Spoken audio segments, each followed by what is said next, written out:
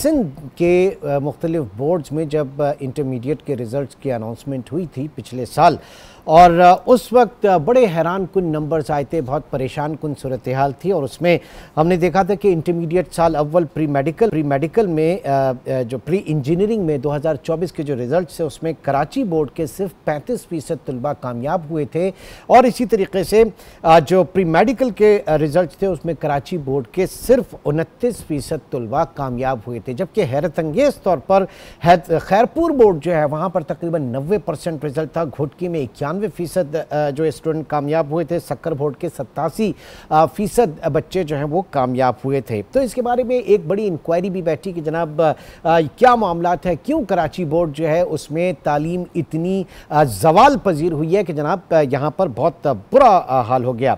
लेकिन अब वो जो इसके ऊपर और भी हम बात करेंगे आगे चल के, क्योंकि कमेटी भी बैठी और फिर कमेटी की बड़ी नशिस्तें भी हुई और हासिल कुछ भी नहीं हुआ। लेकिन अब जो उन्हीं स्टूडेंट्स का अगले माली साल के लिए प्रोफेशनल कॉलेजेस और यूनिवर्सिटीज़ के लिए जब एंट्रेंस टेस्ट हुआ तो बिलखुसूस एनईडी यूनिवर्सिटी, जो कि ज़ाहिर है कि जब हम इकोनॉमिक्स की बात करें तो हम लम्स का हवाला देते हैं, इसी तरीके से जब इंजीनियरिंग की बात करें तो एनईडी यूनिवर्सिटी जो है वो बहुत एक अव्वलीन चॉइस होती है पाकिस्तान में। कराची के बिलखुसूस अगर मैं तलबा की बात करूँ तो एनईडी यूनिवर्सिटी का जो एंट्रेंस टेस्ट हुआ, जो दाखिला टेस्ट हुआ, उसमें जो कराची के जो स्टूडेंट कराची बोर्ड से पढ़ने वाले उनका रिज़ल्ट 75% रहा, पासिंग जो है उनकी परसेंटेज 75%, कैम्ब्रिज बोर्ड की 91%, आगा खान बोर्ड की 80%, फेडरल बोर्ड की 76% और कराची बोर्ड की 75%। और वो तमाम स्टूडेंट्स जिन्होंने 91% अंदरूनी सिंध के बोर्ड से हासिल किए थे वो यहाँ 10, 15, 20, 25, 30, 35% से जो है उनका ताल्लुक़ रहा। बिलखुसूस एक अच्छी परफॉर्मेंस चले लाड़काना बोर्ड की बात कर लें 42%, सक्कर बोर्ड 48% और दीगर बोर्ड जो थे वो 25%। तो सवाल यहाँ पर यह पैदा होता है कि वो तमाम स्टूडेंट्स जो अंदरूनी सिंध मुख्तलिफ बोर्ड्स के थे, जो इंटर में A1 ग्रेड जिनके थे, वो एनईडी में आकर यहाँ पर उसके एंट्रेंस टेस्ट में फेल क्यों हो गए। इसने बड़ा सवालिया निशान खड़ा कर दिया हमारे बोर्ड्स की कारकर्दगी के ऊपर, क्योंकि आदाद व शुमार जो हैं, जो स्टैट्स हैं, वही आपको सही तशख़ीस करते हैं कि प्रॉब्लम क्या है, बीमारी क्या है। मैं इस वक्त हमारे साथ मौजूद हैं प्रोफेसर डॉक्टर मोहम्मद तुफैल, जो कि वाइस चांसलर हैं एनईडी यूनिवर्सिटी के। सर बहुत शुक्रिया आपके वक्त का। सबसे पहले तो मैं ये जानना चाहूँगा, ये एग्जामिनेशन टेस्ट का जो पहला राउंड था इसमें आपकी फाइंडिंग्स क्या रहीं? सिर्फ एनईडी तो नहीं करती होगी, और तमाम यूनिवर्सिटीज़ जो है वो भी इस तरह के जो है वो एंट्रेंस टेस्ट करते होंगे, और अगर करते हैं तो क्या उनके रिजल्ट्स भी इसी तरीके के होते हैं? यही यकसा तौर पर यही रुझान देखने में आता है? जी, सबसे पहले इमरान साहब, मैं आपका और आज न्यूज़ का शुक्रगुजार हूँ कि आपने मुझे इनवाइट किया है और इस अहम जो मुद्दा है आउट से कि इसमें मेरे ओपिनियन जानने के लिए मुझे इनवाइट किया इस प्रोग्राम में। एक्चुअली जो हमारा ये एंट्री टेस्ट का जो सिस्टम है, हम पिछले 30 साल से अगर कमोबेश 1997, 96, 97 से ये एंट्री टेस्ट इंट्रोड्यूस हुआ यूनिवर्सिटीज़ में, और अनफॉर्चुनेटली स्टार्ट होने की वजह भी यही थी कि बोर्ड की जो सिचुएशंस थी उस वक्त वो इतनी अच्छी नहीं थी, तो लिहाजा यूनिवर्सिटीज़ ने डिसाइड किया ओवरऑल कि हम एंट्री टेस्ट करेंगे and based upon the entry test हम लोगों बच्चों को इंडक्ट करेंगे, एडमिशन देंगे। ठीक है। अच्छा, जो आपने बात की, यस, तमाम यूनिवर्सिटीज़ इंडिपेंडेंट हैं ऑब्वियसली और ऑटोनोमस स्टेटस है तमाम की, वो अपना अपना टेस्ट कंडक्ट करते हैं। तो एनईडी अपने हिसाब से अपना टेस्ट कंडक्ट करती है, मेहरान यूनिवर्सिटी है या दाऊद यूनिवर्सिटी है, कायद अवाम यूनिवर्सिटी, नवाबशाही, तमाम यूनिवर्सिटीज़ अपने अपने टेस्ट कंडक्ट करती है। जहाँ तक यूनिफॉर्मिटी की बात है, the course contents of the test are same, क्योंकि तमाम टेस्ट जो है वो बेस करती है इंटरमीडिएट के कोर्स कंटेंट्स पे, उस सिलेबस पे बेस करती है। और करिकुलम सारा यकसा है? जी, करिकुलम सारा यकसा है, लेकिन रिजल्ट ज़रा सा वेरी करता है। तो what are the factors, I can not comment on to it कि कैसे वो असेस करते हैं, लेकिन जहाँ तक एनईडी की बात है वो नहीं। लेकिन अगर आप सर मैं जो है वो मुदाखलत होगी, लेकिन मैं साथ में ये भी जानना चाहूँगा कि जो रिजल्ट्स हैं आपके यहाँ पासिंग मार्क्स कितने होते हैं उसमें? क्योंकि एक तो ये है कि बहुत ही मुश्किल कोई चीज़ हो गई थी, तो जो इस एंट्रेंस टेस्ट में पासिंग मार्क्स कितने होते हैं? देखिए, हमारे पास पासिंग मार्क्स 50% है। 50% आप लेंगे तब आप पास होंगे, और और इसी बात में मैं ये ऐड करूँगा, कुछ यूनिवर्सिटीज़ में 25% है, कुछ में 30% है। हर एक ने अपने पासिंग मार्क्स मुख्तलिफ रखी, लेकिन हमारी 50% पासिंग मार्क्स है जो कि आपने सिक्योर करना है to be qualified for the admission. Okay, और तकरीबन 30-32 तो के करीब मुख्तलिफ आपकी फैकल्टीज हैं। हमारे तकरीबन नहीं, एग्जैक्ट मैं फिगर बता दूंगा कि 33 प्रोग्राम्स हमारे पास कराची में है और 2 प्रोग्राम्स हमारे जो मिड पास हमने बनाए वहां पर 2 प्रोग्राम्स हैं हमारे पास। ठीक है, ठीक।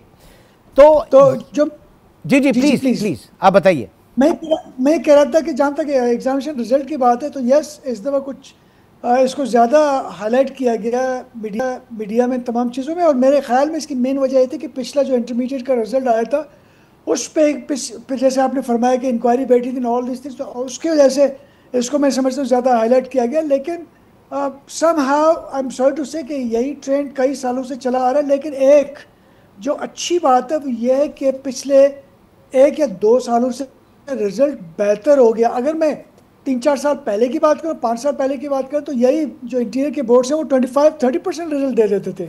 अच्छा। हैदराबाद बोर्ड 25-28% होता था, अभी आप देखिए 50% पे पहुंचेंगे, जो कि एक इत्मीनान बख्श चीज़ है। इसी तरीके से मीरपुर खास बोर्ड को आप देखें, वो ज़्यादा बेहतर हो गया। अगर आप कंपेयर कर लें, मुझे याद पड़ता है कि 10 साल पहले 18-20% इनका रिजल्ट होता था। तो नहीं सर, अगर 10 साल पहले, सर आप तो 10 साल पहले 18-20% की बात कर रहे हैं, पिछले साल हमने देखा 91%। तो वही हमने बड़ा सोचा कि यार हम भी अपने बच्चों को यहाँ से निकाल के और फिर खैरपुर बोर्ड में भेज देते हैं, वहाँ पे कुछ काबिल बन जाएंगे वो। देखिए, इसमें डिपेंड करता है कि आपको एक कागज़ का सर्टिफिकेट चाहिए या आपको नॉलेज चाहिए। तो मैं समझता हूँ कि एक फैक्टर होता है। तो लेकिन at the end of the day आप जितने मार्क्स लेके हैं, तो इस तरह के प्रोफेशनल यूनिवर्सिटीज़ है उसका एंट्री टेस्ट बताता है कि आपको कितनी नॉलेज आपने गेन की हुई है। ठीक है, यानी इन रिजल्ट से जो आप कह रहे हैं कि जो नंबर्स का हुसूल है बमुकाबला तालीमी अहलियत, तालीमी काबिलियत, वो सबके सामने आया हो जाती है। बिल्कुल ऐसा ही है। और मैं समझता हूँ कि देखें, जैसे मैंने पहले अर्ज किया कि इम्प्रूवमेंट आई है, लेकिन बहुत काम करने की ज़रूरत है। अगर इंटर लेवल पे बच्चा यानी अपना करके इंटरमीडिएट करके इस सिंपल सा टेस्ट है जो हमारा कंप्यूटर बेस्ड टेस्ट है, उसमें अगर 50% लोग पास होते हैं तो ये काबिल तशवीश है। इसको देखने की ज़रूरत है, न सिर्फ बोर्ड की। ठीक है, बोर्ड एक असेसमेंट इंस्टीट्यूशन है, लेकिन इससे पहले कॉलेज जो लेवल एजुकेशन है या कॉलेजेस में जो पढ़ाई होती है उसको भी फोकस करने की बहुत ज़्यादा ज़रूरत है। ठीक। अच्छा, अब सर क्योंकि मैं नंबर्स की बार बार बात कर रहा हूं, हम यहाँ पे किसी तासुब की बात नहीं कर रहे, हम यहाँ पे किसी महरूमी की बात नहीं कर रहे, हम सिर्फ नंबर्स की बात कर रहे हैं। नंबर्स में अगर मैं देखूं तो कराची बोर्ड का जो बच्चा है, जो स्टूडेंट है, उसके 75% कराची बोर्ड जो है वो उसका रिजल्ट यहाँ पे रहा। कैम्ब्रिज का 91, आगा खान बोर्ड का 80 और फेडरल बोर्ड का 76%। 75% जो है वो कराची बोर्ड का। तो कराची बोर्ड के तालिब इल्म का मुकाबला जो है वो आगा खान बोर्ड से है, कैम्ब्रिज से है, फेडरल बोर्ड से है। कहां पर? प्रोफेशनल उसके अंदर, यूनिवर्सिटीज के अंदर। लेकिन वही बच्चा जो है जब इंटर में मात खा जाता है खैरपुर बोर्ड के बच्चे से, जहां पर 90% आ रहा है, ये इसका नुकसान कितना इस पूरी कौम को, इस पूरे मुल्क को, इसकी तरक्की में कितनी बड़ी रुकावट है ये फैक्टर? इसका कहीं ना कहीं नुकसान तो होगा ना सर? देखिए, ऐसा है कि ऑब्वियसली आप, जैसे मैंने शुरू में कहा था कि आप HSC कर लें, सर्टिफिकेट लेके आए विद 90% और 95%, इसका कोई फ़ायदा नहीं होगा, क्योंकि आप आई वुड से कि आप नेक्स्ट जनरेशन को तबाह कर रहे हैं। किसी मुल्क को, किसी कौम को तबाह करने का एक ही तरीका है कि आप अगर उसको एजुकेशन से पीछे कर लें तो ख़ुद ब खुद कौम तबाह हो जाएगा। और यही हो रहा है। और इस चीज़ की रियलाइजेशन न सिर्फ स्टूडेंट्स में हमें लानी है, हमें पेरेंट्स में भी लानी है, हमें असातिज़ा जो मेरे कम्युनिटी के असातिज़ा हैं उनमें भी लानी है कि फॉर गॉड सेक एजुकेशन पे फोकस कर लें। सिर्फ नंबर लाना मकसद नहीं है, एजुकेशन बच्चों को देनी है प्रॉपर तरीके से, ताकि जो मुस्तकबिल की जनरेशन है वो सही और तालीम याफ्ता पैदा हो। नहीं तो हुकूमत अब ज़ाहिर है कि ये आफ्टर 18th अमेंडमेंट एजुकेशन जो है वो प्रोविंशियल सब्जेक्ट हो गया।